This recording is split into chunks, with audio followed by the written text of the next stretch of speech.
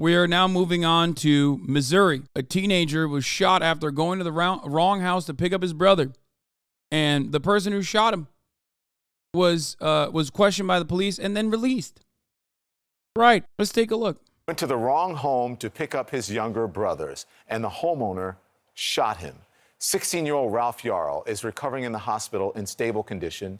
His family describes him as a typical high schooler who loves to play the bass clarinet. He has been looking forward to starting college and majoring in chemical engineering. Police say Yarl's family say that he was given the address 115th Terrace, but he mistakenly went to a home at 115th Street instead. The shooter has been released, and there is sparking protest nationwide right now and outrage nationwide. CNN's Camila Bernal live for us in Los Angeles with more on this. Good morning to you, Camila. What is the status on this investigation? Good morning, Don. Authorities say more is needed to go forward, and they need a statement from Ralph Yarl. He is doing well. He's in the hospital. He's recovering. But the family says that this is a long road, especially when it comes to his mental and his emotional health. This is a teenager that is being described as friendly and well-mannered. He loves music, and the family says plays multiple instruments, always had one in hand. He was dreaming about graduating and going to West Africa. All of this, of course, is going to be a lot more difficult now because he went to 115th Street instead of Terrace. He was just a block away from his brothers when he was shot. Bro, I can't The Kansas City community protesting. I can't begin to fathom how glaringly obvious the sentiment expressed by our institutions are when you see a situation like this where like a young black teenager is shot for the crime of like ringing on the wrong doorbell, and the mistreatment by the state of the perpetrator is like deliberate. You know what I mean? I'm sorry. It has to be. Like, it's basically the same as like the Daniel Perry circumstance where it's like, it doesn't matter. Like, you are a criminal there's a reasonable doubt here of your criminality because you're a black kid. Okay? Because you're black. Like, they want to basically reinforce the incredibly scary precedent that, like, you shoot a black kid, that's stand your ground, baby. You know what I mean? That's how it is.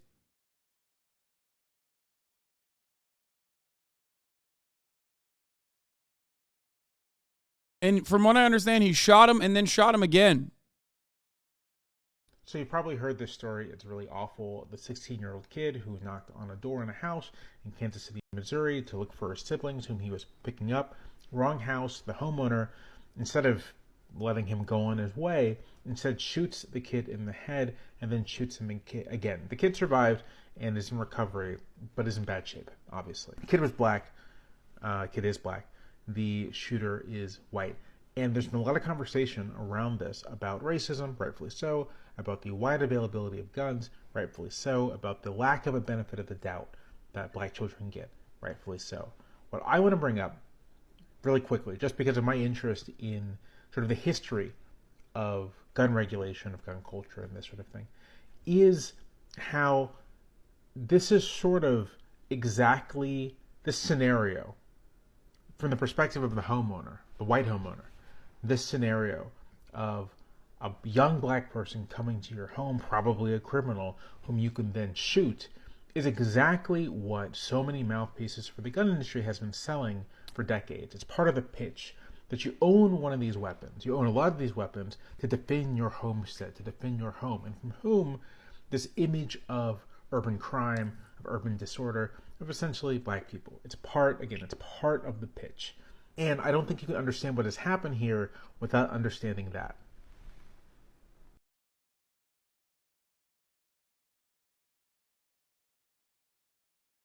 Exactly. It's the same attitude. It's spot on. It's reinforcing the narrative of, it's reinforcing the narrative that you need a gun to defend yourself from urban crime. 100%. That's exactly what it is. It's the same principle behind the McCloskeys becoming like, famous within the Republican world for running outside with their AR-15s when there were Black Lives Matter protests happening in their gated community. This is a way to sell guns. It's a way to sell guns through a white supremacist fantasy of vigilante justice being enacted towards those who you are terrified of, those who you believe have done something wrong. Absolutely what's going on.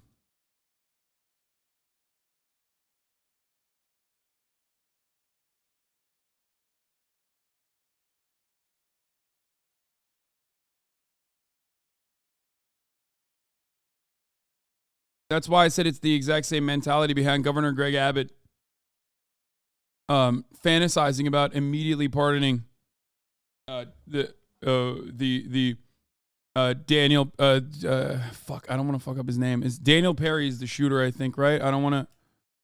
Yeah, it is Daniel Perry who was the. Yeah.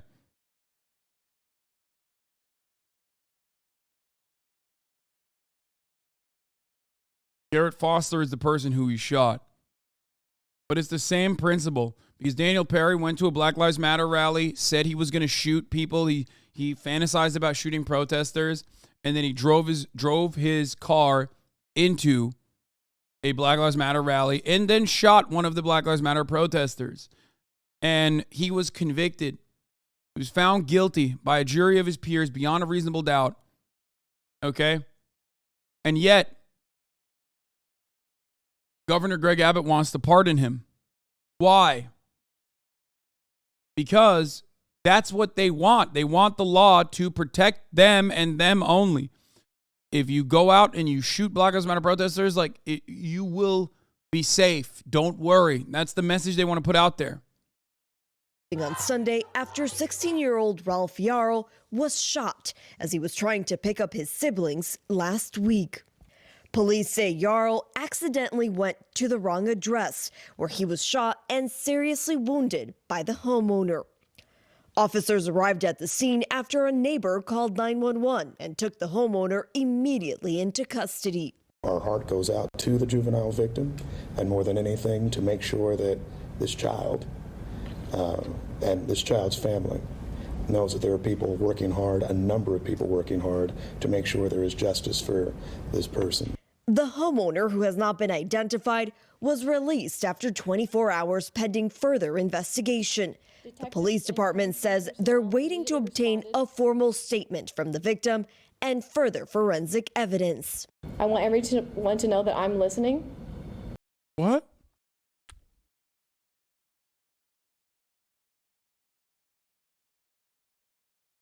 Like, what? You need to know if he was asking for it? Is that what you want? What do you mean? Hey, what if he died? What if he died? No impact statement from the victim in that regard. So what do you do in that situation? You just like, oops, guess we can't solve it. We just need further forensic evidence. Like, what do you mean? A person literally just went up and fucking domed a teenager.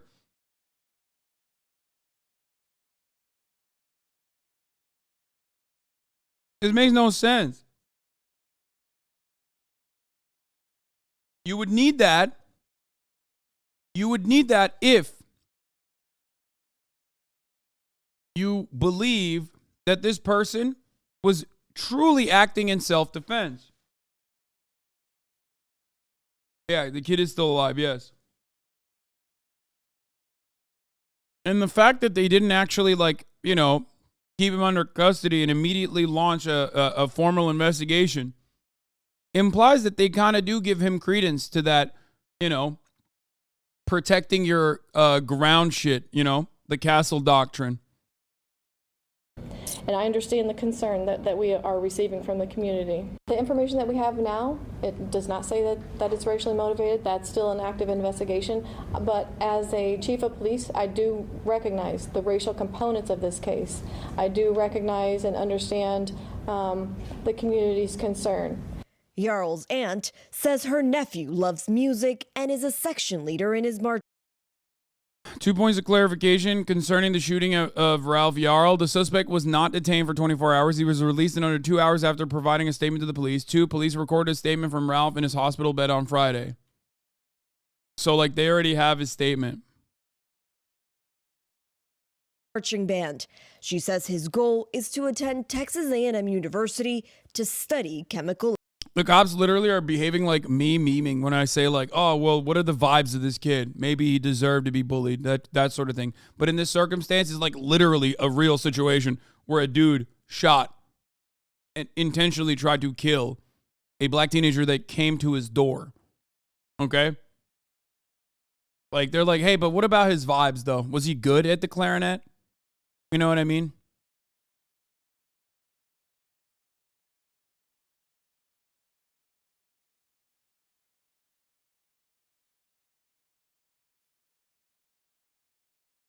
You want to bet that shooter's a cop or is friendly with the police department? I mean, possibly. Who knows? Engineering.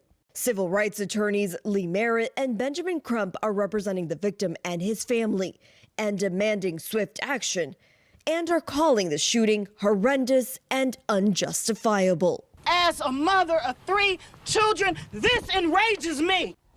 And protesters gathering Sunday outside the home where Yarl was shot, demanding justice. He is alive. He is healing. Yes. So I just want to tell you thank you for being here, because my nephew is alive. And the homeowner was released. State law says you either have to charge someone or release them after 24 hours. And authorities here say they need more evidence. They want to talk to this teenager. Yeah. He wasn't released after 24 hours. He was released after 2 hours. So mainstream media playing a little fast and loose with the situation here. Also, no further evidence. Bro, he shot him. How much you want to bet this is some fucking Gran Torino shit?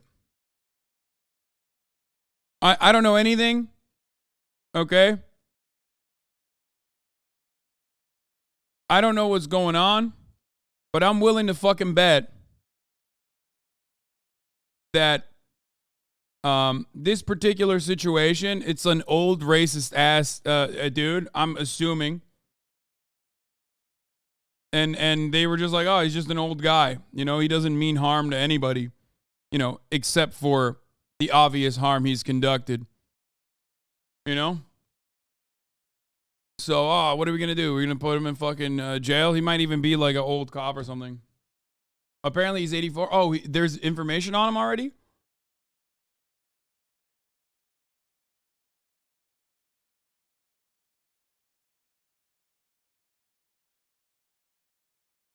And they want to continue this investigation. So he was released, and it's part of the reason why people are so upset this morning and why they're asking for justice. Don? A lot more to unfold in this investigation. Thank you, Camilla Bernal. I want to turn now to some last minute. Wait. Accused teen shooter in Kansas?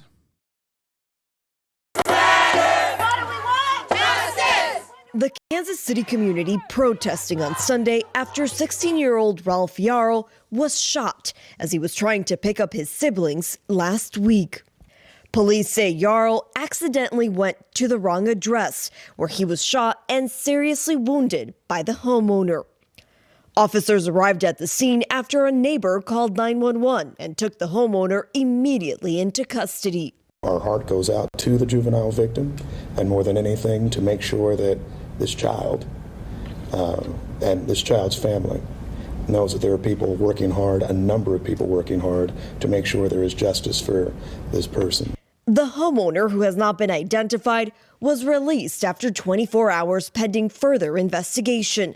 The police department says they're waiting to obtain a formal statement from the victim and further forensic evidence.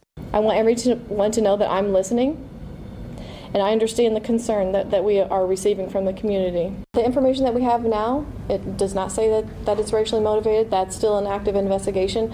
But as a chief of police, I do recognize the racial components of this case. I do recognize and understand the community's concern. Everyone's a liberal. Everyone's a liberal. That's like Did Kamala Harris write this, dude? Everyone's a liberal. I recognize the racial components of this, but as of now, we do not believe that there's enough evidence to declare there's a racial component. That's awesome. Yeah, no, it's like when they say that, they mean like we know the victim is a black teenager and the shooter is a white guy. That's what they're saying, I think. But I don't know. Maybe he's not. Maybe he's not even a fucking white guy. Maybe he's a black guy. Who knows? I don't have any details of the dude, but old people or people in general in America are fucking terrified. Okay? Oh yeah, they said he's white. Actually, never mind. It is a white guy. But old people in this country, and just like Republicans in this country, gun owners in this country, are fucking terrified.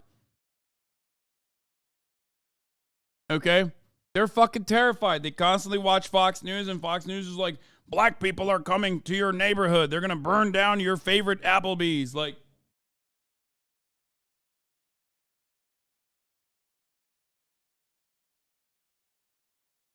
all day, every day, that's what they see. Yarl's aunt says her nephew loves music and is a section leader in his marching band. She says his goal is to attend Texas A&M University to study chemical engineering. Civil rights attorneys Lee Merritt and Benjamin Crump are representing the victim and his family and demanding swift action, and are calling the shooting horrendous and unjustifiable. As a mother of 3 children, this enrages me. And protesters gathering Sunday outside the home where Yarl was shot, demanding justice. He is alive. He is healing. Yes.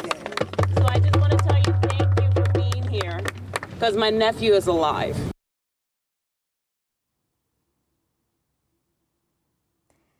Now, the homeowner was placed on a 24-hour hold. This is according to Missouri state law.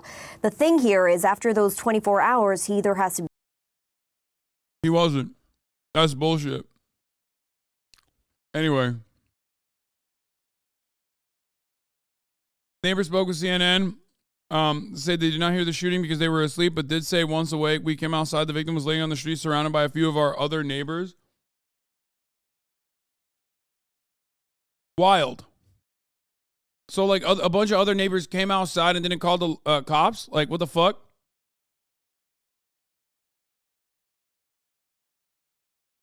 That's nice. He continues to improve. He's responsible for making good progress. After spending 3 nights in the hospital, Ralph is recovering at home, being cared by his mother, who's a nurse. Family turning bankrupt. We have been informed by his family that it was a white man who shot their 16-year-old son, Crump said, explaining that he believes the teen was shot because he's black. It is inescapable not to observe the racial dynamics here, said Crump. If roles were reversed, he continued, how much outrage would there be in America? At a weekend rally, community and family members marched and demonstrated in front of the man's house, calling for charges to be filed. Protesters marched as they chanted justice for Ralph, Black Lives Matter, and carried signs reading, ringing a doorbell is not a crime, and the shooter should do the time. The teen's father said, we want charges, that's all we want. The family is seeking swift action. When he was trying to pick up his younger brother, when he mistakenly rang the doorbell at the wrong house, a man shot Ralph twice and now he's in critical condition. Someone called the cops or the man wouldn't have been arrested. Man, they didn't even call the fucking ambulance. Do you see? Like, they didn't call 911. People in this neighborhood saw a dude in their neighborhood shoot a black teenager in their neighborhood and immediately didn't go, gunshots, let's call 911. Something is missing from the story? Yes. Details about the shooter. The shooter's motive.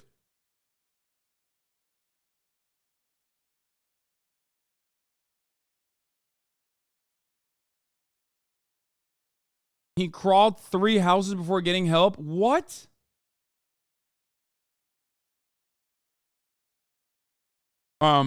One of the Jarl's attorneys also says that the shooter said, "Don't come back around here," and immediately shot the teen. Jarl went to 3 homes for help. At the third, Jarl, who had been shot in the head, was told to lie on the ground and put his hands in the air. What?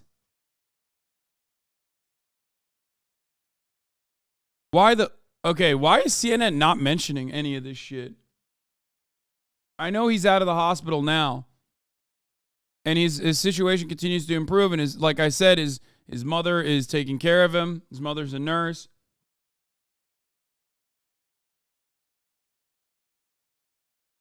I don't get why. I don't understand why CNN is not actually talking about any of this other shit. Emerging details of the incident illustrate the strength and bravery shown by the high school junior after he was shot. A neighbor who asked not to be identified tells CNN she called 911 after Ralph came to her door bleeding. She was directed to stay inside her home by the emergency operator for her safety, as the shooter's location was unknown.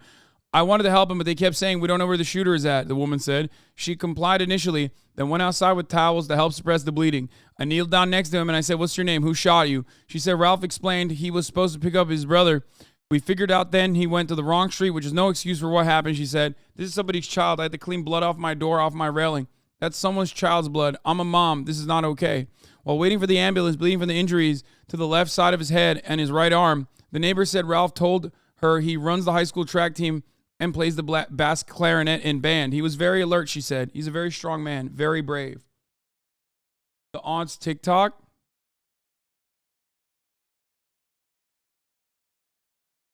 Police say someone inside a Northland home shot a teen in error after the boy drove to the wrong address to pick up younger siblings. Good evening. I'm Shannon Russo. I'm Kevin Barry. An error. Was supposed to go to a home on Northwest 115th Terrace. Instead, he went to a home 1 block over on Northeast 115th Street. Lake County Prosecutor's Office says that they have not received any. Wow.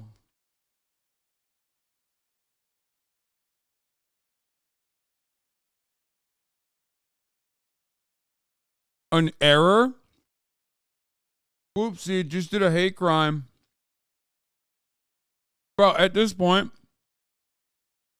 I'm sorry, but like, this has to be, you know, I feel like they're tilting the scales a little bit, right, with their coverage on this shit.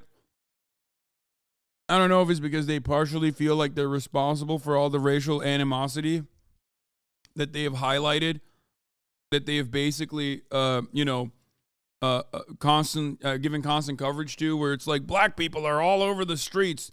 You know, urban crime is coming to your neighborhood. Watch out. Like, that's all they fucking talk about. So maybe they bear a little bit of responsibility for that. So they're like covering their footsteps, or they're just the same exact amount of racist.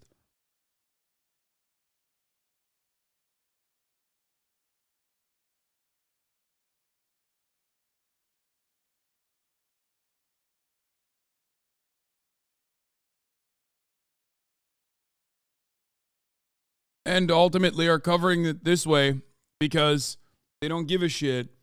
Or because, and this is perhaps the most nefarious, they are scared of the understandable consequences of the inaction from the state, that ultimately they don't want any protests to happen. So they're basically trying to soften the coverage of the issue without giving you a full accounting of what happened, so that there are no protests, which is why they're engaging in what I would consider to be almost a cover-up at this point. Any criminal referral, but this is still a very active investigation, with police telling us that this teen is in the hospital with injuries that are considered to be life-threatening. At the home where neighbors say it happened, a man vacuums the front steps after replacing a glass door. Fox 4 asked what happened. I guess you'll have to check with other authorities. Well, do you know this? Quote, suspect was brought to headquarters to give a statement. Older visitors also did not answer questions. Do you know any details about it? Yeah, but I'm not at liberty to give that out, man. You know that. Why not? Well, you're a friend. Yeah, he's my buddy, man, and I love him to death. Is he an older guy? It's not this guy, right? No, come on, man. We all take care of one another, you know? Yeah. So. Y'all, There was nothing that was an error about that shooting. Yeah, they take care of one another, you know? My nephew rang the doorbell. He opened up the door. He shot him in the head and said, "Don't come back here again." He had surveillance on the house. He knew who was at the door. Oh, yeah. Ring cameras and all, right? When he fell down, he shot him again. That is not an error. City police say someone inside a Northland home shot a teen in error after the boy drove to the wrong address.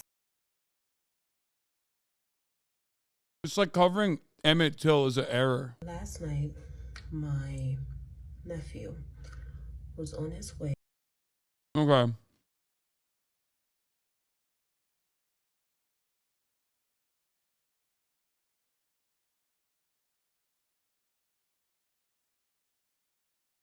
Yarl was shot in the head, which cracked his skull and left him with a critical traumatic brain injury, the attorney said. While the teenager was still on the ground, the homeowner opened fire a second time, striking Yarl in the upper right arm. How the encounter turned violent so quickly still confuses Yarl as he recovers, his aunt Faith Spoonmore said. We'll remind him, like, Ralph, you're alive, buddy. And then he has the times where he's like, why? I did nothing wrong. Why? I did nothing wrong. And he just cannot understand why, Spoonmore said. So it's waves. He goes through waves. Merritt said Yarl is now in stable condition and out of the hospital. Police have not released the name of the race of the resident who opened fire. He was taken into custody and held for 24 hours, the maximum. He was not held for 24 hours. Why is everyone in the media saying he was held for 24 hours?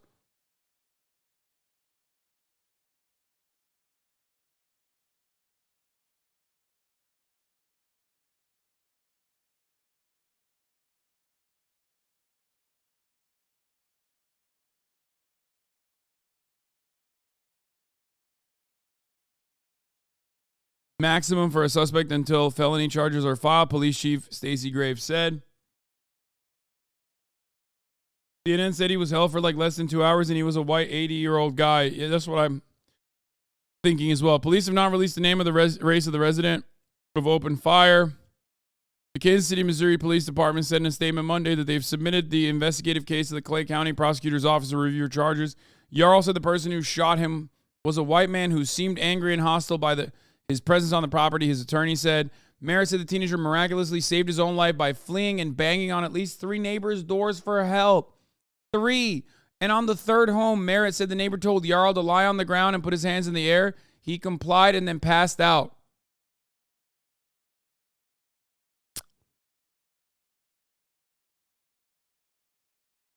So even that fucking last neighbor who was like, I'm a mom and I wanted to save his life or whatever, it seems like even she wasn't so fucking nice. I don't know. Maybe they weren't home though.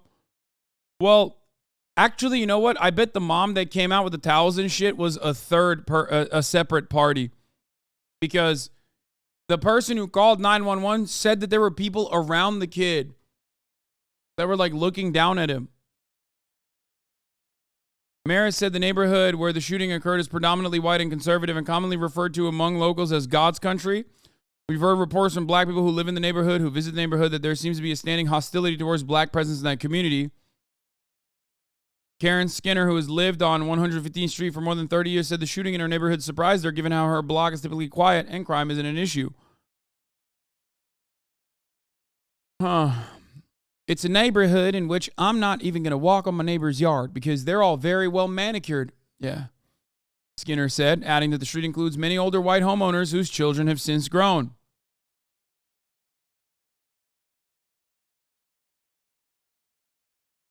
In recent years, newer families have been moving in, including a black family, she said, but most residents keep to themselves. By the way, that's what they mean when they say there's no crime. They just mean like there's no presence of black people in our neighborhoods. Yeah, someone in the chat also said this, but in a lot of instances, a lot of people themselves don't even fucking recognize that they're living in a sundown town because they just simply never see black people around. So they just take it for granted and think like, oh no, like there's no crime here, right? And they don't even realize like their neighbors are fucking psychotic racists half the fucking time because, you know, there's no additional racist component, triggering their outwardly aggressive stance against black people in the sense, and by that I mean the presence of a black body, but also a lot of those people are also blind to these realities, you know? They're blind to the realities of white supremacy in this country. They're privileged. They are unaware. They don't recognize it. So they think it must not exist here.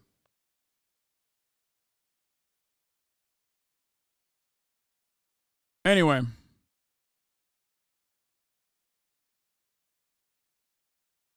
Yeah. Media is reporting that the Kansas City man who shot Ralph Yarl, 16, is a white man in his 80s. He hasn't been rearrested as investigators consider whether he's protected by Missouri's Stand Your Ground law. And for you to understand, Stand Your Ground is quite literally the reason for the reason why Stand Your Ground exists as a law is so that the guy who shot this kid, this teenager, can get away with it. That's like the entire purpose of Stand Your Ground. For the record, it's not for like the random cases where like you do have a legitimate home invasion and you fucking shoot to defend yourself. It's not that. This is the whole purpose of it. The whole purpose of it is like, oh, I was afraid. It gives you almost cop-like powers to do what cops do all the time, which is, this isn't Stand Your Ground. This is Castle Doctrine. Castle Doctrine is the original version of Stand Your Ground. Stand Your Ground laws that are designed in places like Florida and whatnot actually come from the Castle Doctrine. It's the same principle. Stand Your Ground is simply a continuation of the Castle Doctrine I can't even talk. Beyond the Castle Doctrine, outside of your own house.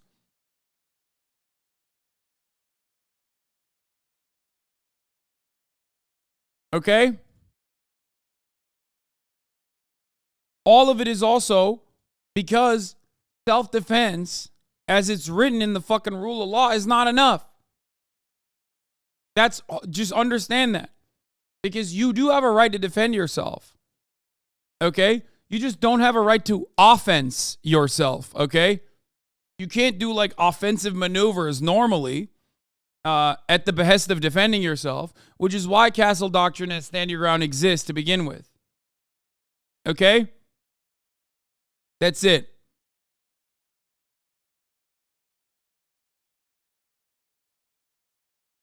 That's why they have extra laws, you know, circumstances where like maybe you didn't actually defend yourself, but you can get away with it by claiming you did because the law allows you to do so. This is the express purpose of it.